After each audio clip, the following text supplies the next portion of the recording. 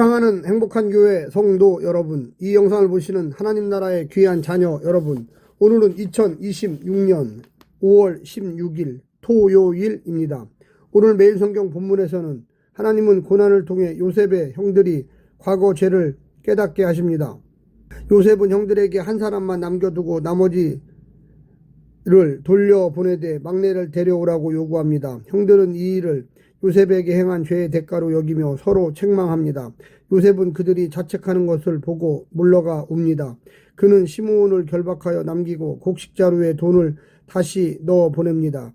귀환한 형들은 아버지에게 보고합니다.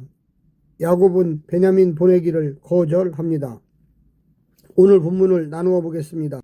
창세기 42장 18절부터 25절, 형들을 시험하는 요셉. 26절부터 38절, 가나안으로 돌아가는 형들. 자루 속 돈과 형들의 보고, 자루 속 돈과 야곱의 반응. 오늘 본문 창세기 42장 18절부터 38절 말씀을 듣고 다시 오겠습니다. 사흘 만에 요셉이 그들에게 이르되 나는 하나님을 경외하노니 너희는 이같이 하여 생명을 보존하라.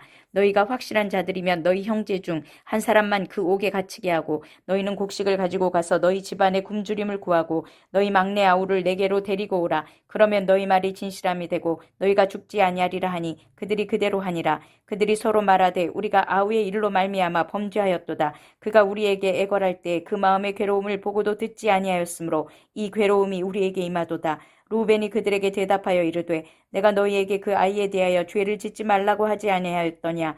그래도 너희가 듣지 아니하였느니라. 그러므로 그의 핏값을 치르게 되었도다 하니 그들 사이에 통역을 세웠으므로 그들은 요셉이 듣는 줄을 알지 못하였더라. 요셉이 그들을 떠나가서 울고 다시 돌아와서 그들과 말하다가 그들 중에서 시므온을 끌어내어 그들의 눈앞에서 결박하고 명하여 곡물을 그 그릇에 채우게 하고 각 사람의 돈은 그의 자루에 도로 넣게 하고 또 길 양식을 그들에게 주게 하니 그대로 행하였더라.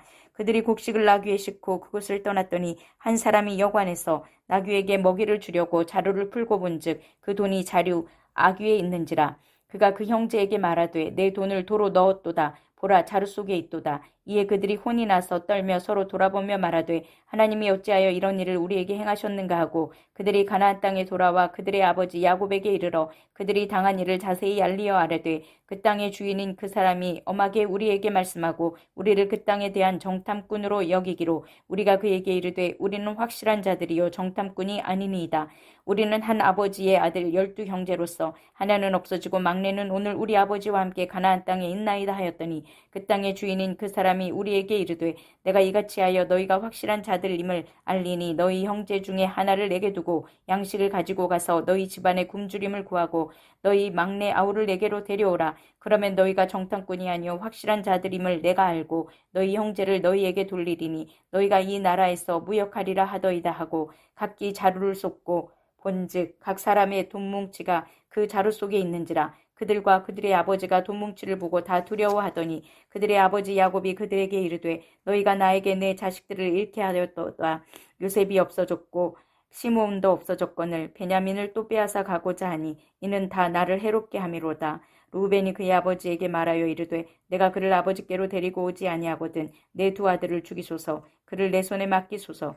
내가 그를 아버지께로 데리고 돌아오리이다. 야곱이 이르되 내 아들은 너희와 함께 내려가지 못하리니 그의 형은 죽고 그만 남았음이라. 만일 너희가 가는 길에서 재난이 그에게 미치면 너희가 내 흰머리를 슬퍼하며 스올로 내려가게 함이 되리라.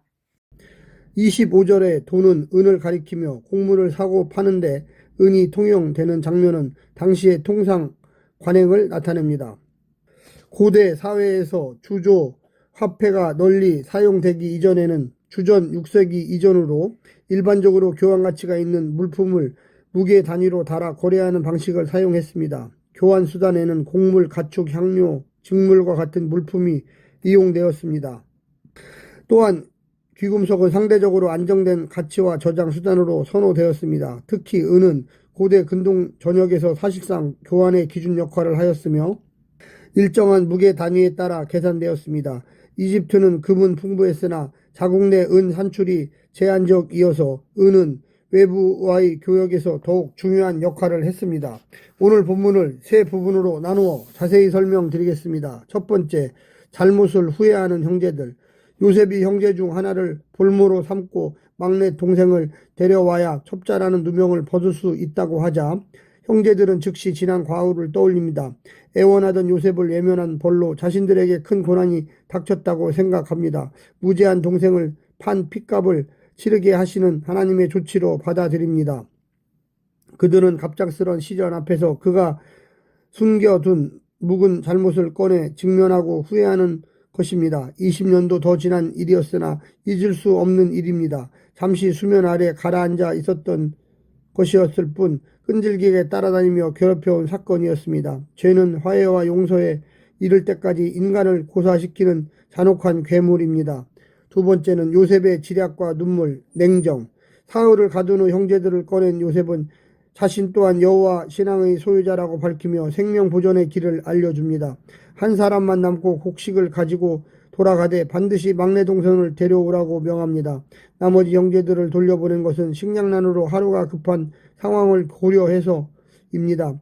요셉은 자기들끼리 지난 잘못을 고백하는 대화를 들은 후 감정을 주체하지 못합니다. 하지만 냉정을 되찾고 시므온을 결박한 후 돌아가는 형들의 자루에 양식과 돈을 담아 보냅니다. 요셉은 지성과 감정과 의지 사이에 절제된 균형을 이룬 인물입니다. 주의 뜻이 이루어지기까지 참고 기다리며 차분히 자기 일을 감당했습니다. 마지막 세 번째, 루벤의 설득과 야곱의 고집. 곡식을 싣고 돌아오는 중 형제들은 자루에 돈이 들어있는 것을 발견합니다. 그들은 돌이킬 수 없을 만큼 자신들을 절망적인 상황으로 몰고 가시는 하나님을 느끼며 두려움에 떱니다. 형제들은 아버지 야곱에게 자초지종을 설명하고 시므온을 살리려면 베냐민을 데려갈 수밖에 없다고 말합니다. 하지만 야곱은 자식들의 어리석음을 탓하며 베냐민 내놓기를 거절합니다. 루벤은 시므온을 데려오지 못한다면 자신의 두 자식을 죽여도 좋다며 아버지의 결단을 촉구합니다. 그럼에도 야곱은 요지부동입니다. 달라진 형제들과 완고한 야곱이 대비됩니다. 사랑하는 성도 여러분, 오늘 하루도 승리하시고요. 하나님의 놀라운 축복과 은혜가 늘 함께하기를 간절히 바랍니다. 샬롬.